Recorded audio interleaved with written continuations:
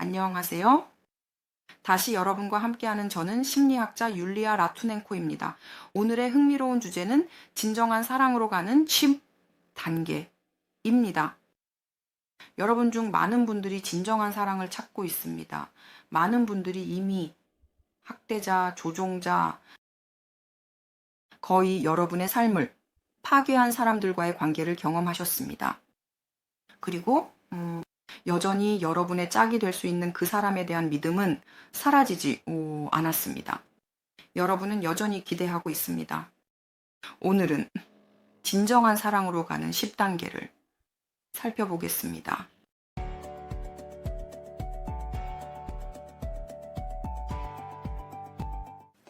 글쎄요, 만약 당신이 제 채널에 처음 방문하셨다면 구독 부탁드립니다. 그리고 제 채널을 꾸준히 시청해 주시는 분들은 이 영상의 좋아요를 눌러주세요. 이것은 유튜브에서 제 채널을 홍보하는데 매우 중요합니다. 진정한 사랑은 항상 자신을 이해하는 것에서 시작됩니다.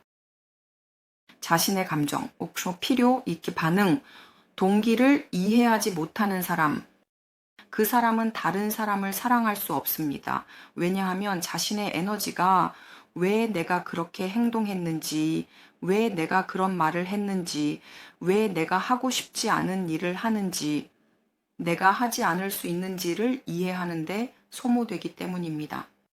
이 모든 질문은 의식 있는 사람이 다른 사람과의 관계에서 스스로에게 묻는 것입니다. 그리고 이 모든 질문에 대한 답이 없다면 이는 진정한 사랑으로 가는 길에서 아직 발전이 필요하다는 것을 의미합니다.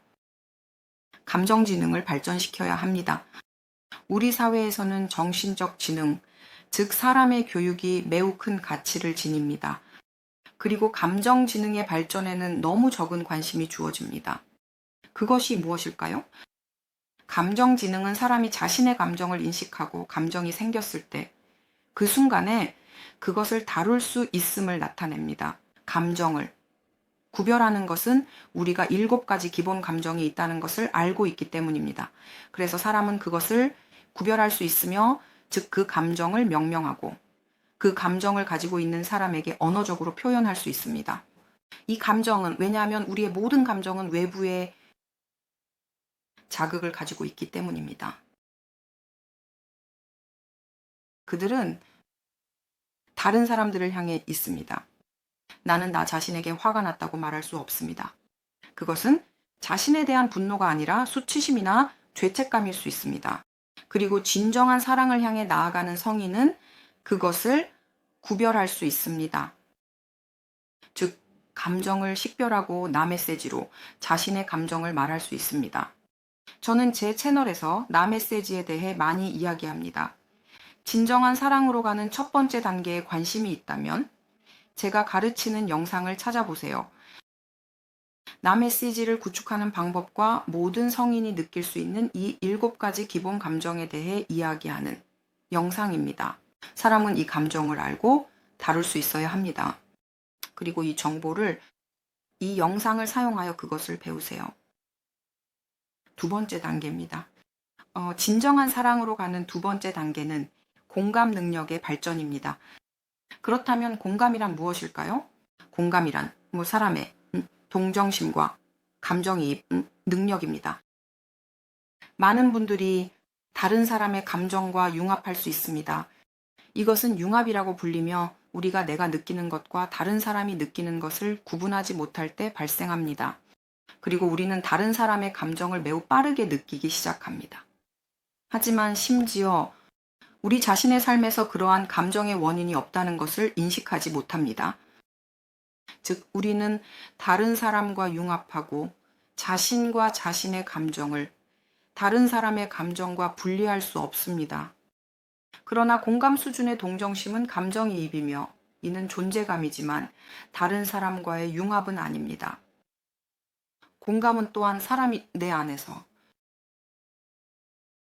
그녀의 말, 행동, 행위가 다른 사람의 감정과 삶에 어떤 영향을 미칠 수 있는지를 예측하는 것을 의미합니다. 즉, 공감을 가진 사람은 무언가를 말하거나 행동하거나 반응하기 전에 정말로 자신의 반응을 억제하고 가까운 사람이 어떻게 반응할지를 생각할 수 있습니다. 공감은 진정한 사랑이 구축되는 기초입니다. 공감 없이는 사랑이 불가능합니다. 공감이 없으면 단지 상호 의존만이 가능할 뿐입니다. 진정한 사랑으로 가는 세 번째 단계는 무관심하지 않는 능력입니다. 다른 사람의 필요와 감정에 무관심하지 않으며 자신의 필요와 감정에도 무관심하지 않는 것입니다. 사랑하는 사람은 파트너의 많은 영역에 관여합니다. 그녀는 모든 것에 관심이 있습니다. 당신이 어떻게 살고 있는지, 무엇을 느끼고 있는지에 대한 호기심입니다. 오늘 내가 짜증나고 화가 났을 때 당신은 무엇을 느꼈나요? 어떤 도움이 필요하지는 않나요? 그리고 이는 사람을 자신과 자신의 조언, 원치 않는 조언이나 도움으로 압도하는 것이 아닙니다. 사람이 요청하지 않았을 수도 있지만 항상 당신에게 지금 내가 줄 수 있는 것이 필요한지 묻는 것입니다. 그리고 이는 사람에 대한 무관심과 무시하지 않는 것입니다. 진정한 사랑으로 가는 네 번째 단계는 주는 능력입니다. 왜냐하면 사랑은 행동이고 사랑은 이기심 없이 주는 능력이기 때문입니다. 그리고 주고 나면 당신은 더 충만해진 것을 느낍니다. 그래서 주는 것은 자신의 결핍이 없고 스스로를 의지할 줄 아는 사람들만이 할 수 있습니다. 이들은 자신을 사랑으로 채운 사람들입니다. 오직 이런 사람들만이 진심으로 줄 줄 알고 주고 나서 아무것도 기대하지 않습니다. 그들은 주고 잊어버립니다. 그들은 계산하지 않습니다. 나중에 내가 너에게 한 일은 다 했지만 너는 내게 아무것도 하지 않았어. 그것은 사랑이 아니라 상업적인 문제에 가깝습니다. 사랑은 이기심 없는 나눔입니다. 그리고 무엇보다도 자신의 시간과 다른 자원을 나누는 것입니다. 진정한 사랑으로 가는 다섯 번째 단계는 존엄성입니다. 이상하게 들릴지 모르지만 존엄성을 가진 사람은 참지 않을 것입니다. 모욕이나 자신의 경계를 침해하는 것을, 그런 사람은 독성 관계를 유지하지 않을 것이다. 자존감을 가진 사람은 유독한 관계를 끝낼 것입니다. 그리고 이 다섯 번째 항목에서 여섯 번째 항목이 나옵니다. 배워야 할 여섯 번째 단계입니다. 사람은 진정한 사랑을 할 수 있습니다. 잃는 법을 알고 이미 파괴된 것에 집착하지 않는 법을 알 때, 그런 사람은 관계를 시작할 때 마음 깊은 곳에서 이 세상의 모든 것이 일시적이라는 것을 이해합니다. 이 세상의 모든 것은 끝이 나며 관계도 마찬가지입니다. 이 삶에서 우리에게 주어진 모든 관계는 일시적입니다. 그들은 스스로 소진되었기 때문에 끝나거나 안타깝게도 파트너 중 한 명이 사망하기 때문에 끝납니다. 그래서 이 세상에서는 아무것도 영원하지 않습니다. 영원한 것은 없습니다. 그리고 이것을 이해하면 사람은 자유롭게 관계를 시작하며 걱정하거나 통제하거나 집착하지 않습니다. 그는 세상이 이렇게 구성되어 있다는 것을 받아들입니다. 그 안에서 무언가가 태어나고 무언가가 죽습니다. 여섯 번째 항목에서 일곱 번째 항목이 나옵니다. 왜냐하면 관계의 상실은 아닙니다. 재앙이 아니며 죽음과 같지 않습니다. 왜냐하면 진정한 사랑을 할 수 있는 성숙한 사람은 관계 안에서도 관계 없이도 행복할 수 있기 때문입니다. 당신이 커플이든 혼자든 상관없이 당신은 충만함과 행복을 느낍니다. 바로 커플이라는 사실에서, 당신이 이 세상에 존재한다는 사실에서. 이런 사람은 자신에게 의지할 줄 알고 커플로서도 혼자서도 행복할 수 있습니다. 진정한 사랑으로 가는 여덟 번째 단계. 우리의 나르시시즘 사회에서 살아가는 사람은, 그리고 우리는 모두 어느 정도 나르시시즘에 의해 상처받고 나르시시즘적 특성을 가지고 있다는 것을 알고 있습니다. 그런 사람은 자신의 나르시시즘을 사회로 향하게 하여 성공을 거두고 돈을 벌고 권위를 얻기 위해 자립적으로 자아 실현을 추구합니다. 이것도 나르시시즘과 관련이 있습니다. 그리고 그런 사람은 자기애를 지시하지 않을 것입니다. 커플 관계, 깊은 곳으로 향하지 않을 것입니다. 즉, 무엇을 배워야 할까요? 자신의 우월감을 추적하고 테스트하는 것입니다. 자신의 모든 말과 모든 상호작용을 내가 우월하지 않은지 확인하는 것입니다. 현재 순간에 파트너십 수준의 관계를 구축하는 능력은 제가 말하자면 진정한 사랑으로 가는 가장 중요한 단계입니다. 진정한 사랑으로 가는 9번째 단계는 아무도 누구에게도 아무것도 비치지 않는다는 것입니다. 모든 것은 커플 파트너십 관계에서 반으로 나뉩니다. 당신의 책임 50%, 무슨 일이 일어나는 것에 대해 나의 50%. 각 사람은 관계에서 자신의 행동, 말, 감정에 대해서만 책임을 집니다. 네네. 저는 틀리지 않았습니다. 바로 당신의 감정에 대한 책임을 집니다. 왜냐하면 감정은 행동처럼 우리가 무의식적으로 선택하기 때문입니다. 우리는 이 순간에 기뻐할 수도 있고 화를 낼 수도 있으며 슬퍼할 수도 있습니다. 무의식적으로 우리는 더 익숙한 감정을 선택합니다. 하지만 제가 첫 번째 항목, 첫 번째 단계에서 말했듯이 자신의 감정, 반응, 그리고 필요를 이해하는 법을 배워야 합니다. 그래서 파트너를 위해 하는 모든 일은 자발적으로 하고 싶어서 하는 것만 하세요. 사랑은 자발성을 전제로 하며 자발적인 헌신을 의미합니다.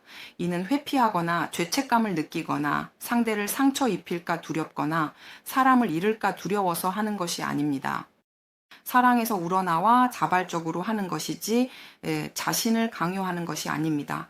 사실은 잃고 싶지 않아서 또는 무언가를 되돌려받기를 기대해서 하는 것이 아닙니다.